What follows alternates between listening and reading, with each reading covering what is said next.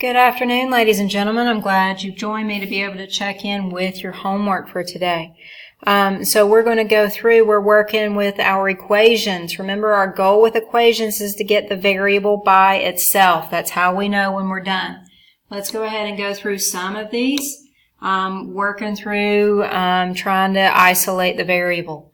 Number one, okay, our goal is to get x by itself. We're going to it's really a simple two-step equation, so we're going to subtract 9 because we do the opposite of plus 9. If I do it to one side, I have to do it to both. That's going to leave me with 1/2 x equals 22 minus 9. That's going to end up leaving me with 13. Okay. Now, I'm going to move my problem right here just so that I have a little extra room because I ran out of room right there. To be able to get rid of the 1/2, I'm going to multiply by the reciprocal, okay? I'm going to also multiply over here. Remember, that's what we do with our fractions. To do the opposite is we multiply by the reciprocal. That's going to end up leaving me with x equals 26. And there's my answer. Looking at number 2, need to be real careful right here that really this is like one thing up at the top. So I'm going to have to multiply by 4, multiply by 4. That's going to end up with x plus 3 equals 12. I'm not done yet, but you're going to go ahead and finish that up to be able to get x by itself. Looking at the next problems, number 3, we need to distribute, okay? So we're going to distribute all the way across. 5 times 2x, that's going to give us 10x. 5 times 3 is 15, equals 85. You're going to keep working that through, getting x by itself. All right, let's go ahead and look at number 4. Okay, number 4. I don't have to distribute. I don't need to combine like terms, but I do need to move the variables to one side. Now, when I do that, I'm going to move 3m because that has the smallest coefficient. Now, I've got to take 3m all the way to the other side of the equal sign. So that means it's going to go all the way over here. Now, guys, there's some folks who are trying to go with minus 3m right here. You can't do that because an m and a number that's without a variable cannot be combined. So that would be wrong. You can't do that. But what I am going to do is I'm going to minus 3m right here on this other side of the equal sign. 3m minus 3m, those zero out. That leaves me negative 36 equals 9m minus 3m is 6m. Now I'm going to divide by 6, divide by 6. That's going to end up giving me m equals negative 36 divided by 6 gives me negative 6. Let's look at number 5. Okay, number 5. Do I have to distribute? Yes. Negative 2. Remember, we have to take that whole thing. Negative 2 times x, negative 2 times 1. Negative 2 times x gives me negative 2x. Negative 2 times 1 gives me negative 2. Bring down everything else. Do I have to combine like terms? Yes, I do. I have 8x. Negative 2x. Those are going to combine together. Give me 6x minus 2 equals 7x plus 8. Okay, now, do I have to move variables to one side? Yes, I do. Remember, it's easiest if you move the coefficient that is the smallest. In this case, it's 6. So I'm going to minus 6x minus 6x. Okay? So 6x minus 6x zeroes out. That's going to give me negative 2 equals 7x minus 6 gives me x plus 8. Now we're not done, but I want you to go ahead and finish that up. Okay? looking at number 6, you're going to, do I have to distribute? Yes. So negative 4 times 2, negative 4 times y. Negative 4 times 2 is negative 8. Negative 4 times negative y. Negative times a positive is, or negative times a negative is a positive. So it's going to be plus 4y plus 3y equals, have to distribute right here. Okay, 3 times y gives me 3y. 3 times negative 4 gives me negative 12. Do you have to combine like terms? Yes, you have to combine right there. Okay? So, going on through, you're going to finish that up, working all the way through to get y all by itself. All right, let's go ahead and look at our word problems. Number 7. Okay, Ben purchased shirts from a website. Each shirt costs $32. Now, I don't know how many shirts that he has, or was purchasing, but I also know that shipping and handling was $6.95. But he ended up with a total of $134.95. So it says write and solve an equation to find out how many shirts he purchased. So I know that each shirt is $32. I know that 32 has to multiply by the number that he bought. I don't know that number, so I'm going to just use the variable x to be the number of shirts. So when I write out my equation, I'm going to do 32 times x. Well, he also had to pay shipping and handling, but he only had to pay it one time. So I'm going to add it on one time. And all of that equals 134.95. Now, that gives us our equation. When you solve it, that's going to give you the number of shirts that Ben purchased. Now, let's go ahead. You're going to go ahead and finish up number 7. Let's go ahead and look at number 8. Number 8, Mr. Rudig is trying to decide between 2 car rental companies. So we have company A that charges $35.99 plus 10 cents per mile. Company B charges $29.99 plus 20 cents per mile. For how many miles is the cost of both companies the same? So you're going to set it up. We have A. Okay. You're going to take those charges. You've got to come up with your expression.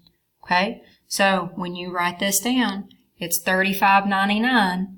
Well, he's only paying that $35.99 one time. Plus, he's paying 10 cents per mile. We know that per mile means that it's going to be 10 cents multiplying times the number of miles. Okay? So that'll give you your expression for A. For company B, you're going to do the same thing. You're going to have an expression for B. You're going to write your expression. $29.99, he paid that one time. And then he's going to pay 20 cents per mile. So that would be 20 cents times the number of miles. Since we don't know the number of miles, you're going to use a variable to do that. Then you have the last part where it's going to be, you have to figure out where the cost per mile is the same. Remember, same means equal to. So you're going to have to take the expression that you came up with for A and set it equal to the expression that you came up with for B. And then solve for the variable. And after you do that, you will know when the cost is the same for both companies. All right, so flipping over to the back side, number 10, you need to know the sum of, so we know that the sum of these angles equals 180 degrees. Well, we need to take those two angles and figure out what x is, and then we need to find the measure of both angles that are above. Well, that means that we're going to take 5x plus 1, and then we're going to add on the second angle, 2x plus 4, and all of that equals 180 degrees. So, going through, combining like terms. We have 5x and 2x, 1 and 4. When you combine that, that's going to give you 7x plus 5 equals 180. Now, you're going to finish solving that all the way down until you have x equals something, okay? Once you find that something, you are not done yet. You have to take that x and put it in for this expression. So you would have 5 times whatever your x is plus 1. That'll tell you what the angle is. Okay, here you're going to go take 2 times whatever you found x is plus 4, and that will give you that angle. Okay, now let's look at the next section. We're going to go through a few of these to be able to get you some good examples to be able to help you with these. Okay, at the bottom, number 1, okay, need to get our variables onto one side. So, now, usually I end up taking the smallest variable and moving it over to the other side, or the smallest coefficient. In this case, if I do that, then I end up with no constants on the other side. So I'm going to actually do this. I'm going to go minus 9m minus 9m. When I do that, that's going to give me 14 equals negative 7m. Divide by negative 7, divide by negative 7. And that's going to give me negative 2 equals m. Number 3, I'm going to run through the odds of these. Number 3, it's going to be the same way. I'm going to, even though it feels backwards from what we've been telling you, I know I need my constants on one side and my variables on the other. So when I do my minus 8d, it's going to give me negative 25 equals negative 5d. Divide by negative 5, divide by negative 5. Okay, put my line in the wrong spot. So that lets me know that d equals positive 5. Okay, here in the middle, number 5. Okay, I'm going to move my constants to one side, my variables to the other. So first, let's move my variables. So this time it's going to work out. 6p is the smallest coefficient, so that's the direction I'm going to go. When I do that, 7p minus 6p gives me 1p. I still have my minus 5 equals those 6p minus 6p zeroed out, leaves me with 8. Now I'm going to go plus 5, p equals 13. Okay, so that's how these problems are going to go ahead and work. You're going to go ahead and keep working through those problems within that section to find your answers.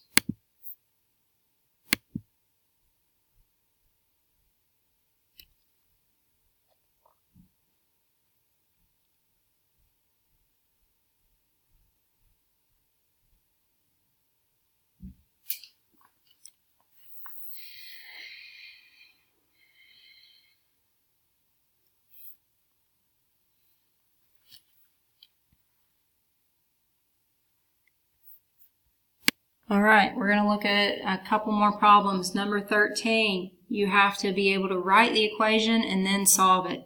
So looking at what we have 14 less than 5 times a number is 3 times the numbers. That's my equal sign.